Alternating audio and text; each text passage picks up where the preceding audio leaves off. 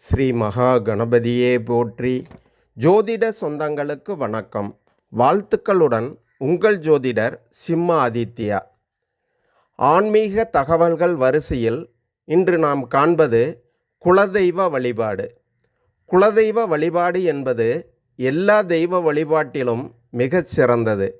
குலதெய்வத்தை வழிபடுவதால் நம்முடைய தீர்க்க முடியாத பிரச்சனைகள், வேதனை தரும் நோய்கள், படிப்பு, தடைபட்டு கொண்டே இருக்கும் திருமணம், தொழில், குழந்தை பாக்கியம், கடன் சுமை இவற்றிலிருந்து விடுபட்டு நன்மைகள் அடையலாம்.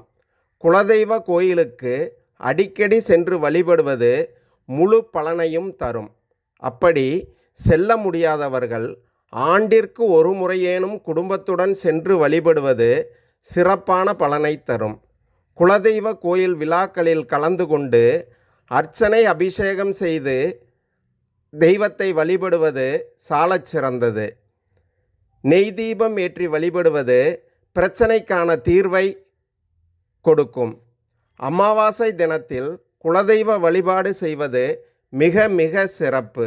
நீங்களும் குலதெய்வ வழிபாட்டை செய்து வாழ்வில் முன்னேற வாழ்த்துக்கள்.